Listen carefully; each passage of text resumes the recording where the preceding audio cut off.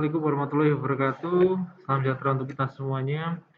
Baik, ketemu lagi dengan saya Wenda Wayu Kristianto, dosen pengajar studi kelayakan bisnis di kampus STI PGRI Dewantara Jombang. Ya, pada sesi saat ini kita akan belajar tentang aspek teknis dan teknologi ya di studi kelayakan bisnis. Ya. Apa saja yang akan kita pelajari pada aspek teknis dan teknologi ya. Jadi ada 4 hal ya. Yang pertama adalah katanya dengan penentuan lokasi, yang kedua katanya dengan area produksi, kemudian yang ketiga katanya dengan peralatan dan teknologi yang dibutuhkan, serta layout ya. Oke, baik. Yang pertama ya kita akan membahas tentang lokasi ya, di mana lokasi ini penting ya. Jadi ada beberapa variabel yang mempengaruhi untuk penentuan lokasi ya. Yang pertama katanya dengan ketersediaan bahan ya. Yang kedua katanya dengan kedekatan dengan target market atau target pasar. Kemudian yang ketiga kaitannya dengan ketersediaan sumber energi, air dan komunikasi ya. Kemudian ketersediaan pekerja dan yang terakhir adalah adanya fasilitas transportasi. Nah, ini penting ya. Namun di era yang saat ini sudah berkembang ke apa namanya ke era digital ya. Jadi lokasi yang dimasukkan di sini tidak harus lokasi secara fisik ya, tetapi juga lokasi secara non fisik juga harus dipertimbangkan kaitannya dengan mungkin pemilihan marketplace di mana teman-teman akan apa namanya memasarkan barang atau jasanya di situ itu juga harus diperhatikan ya. Seperti jadi location di sini tidak terbatas pada lokasi fisik tapi juga terhadap apa namanya termasuk yang non fisik ya kaitannya dengan digital ya seperti itu.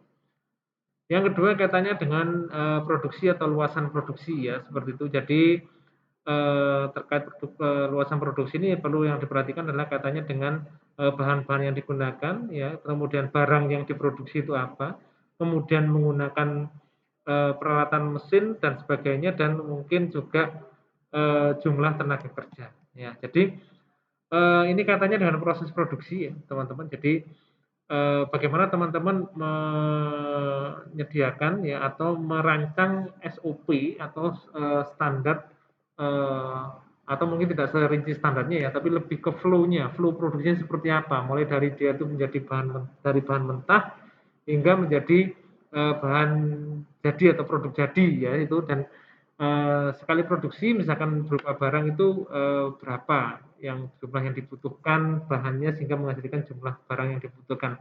Ataupun misalkan jasa, nah itu gimana flow-nya jasa mulai dari ditawarkan kepada pelanggan sampai pelanggan menikmati jasa yang teman-teman tawarkan. Intinya flow-nya seperti itu, lebih ke flow-nya ya.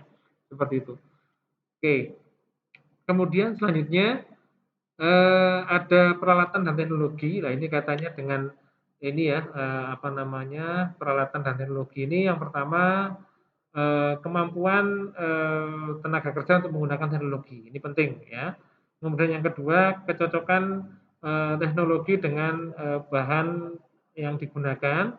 Kemudian, kemungkinan pengembangan teknologi di masa depan dan terakhirnya bisa apa namanya penggunaan di apa teknologi di dimanapun tempatnya ya seperti itu. Jadi intinya eh, peralatan dan teknologi apa yang kira-kira nanti teman-teman gunakan untuk memproduksi barang atau jasa yang apa namanya di bidang usaha yang teman-teman kaji ya kira-kira butuh macam apa aja lah pertimbangannya seperti ini ada 4 ini yang perlu dipertimbangkan ya, jadi nanti silakan disebutkan apa namanya peralatan dan teknologi yang digunakan serta pertimbangannya apa ya seperti itu. Kemudian yang terakhir kaitannya dengan layout ya atau tata letak ya. Jadi untuk tata letak nanti teman-teman silakan membuat denah ya, denah usaha itu kira-kira seperti apa ya. Kalau memang usahanya itu di dalam sebuah toko atau di dalam ini itu denahnya seperti apa. Ataupun kalau misalkan ternyata usahanya itu usaha kecil, misalkan ya bentuknya rombong, itu rombongnya seperti apa ya, seperti itu tampilannya seperti apa ya. Nah, jadi intinya variabel yang perlu ditentukan ketika menentukan sebuah layout yang pertama adalah meminimalisir jarak ya. Ya. Jadi biar tidak terlalu jauh jaraknya antara seksi satu dengan seksi yang lain.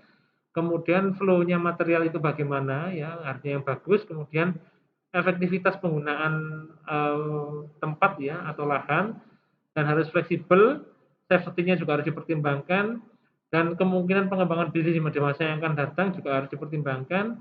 Kemudian bagaimana caranya untuk meminimalisir ongkos produksi, dan terakhir tentunya harus aman ya, harus bisa menjamin keamanan dari para pekerja yang bekerja.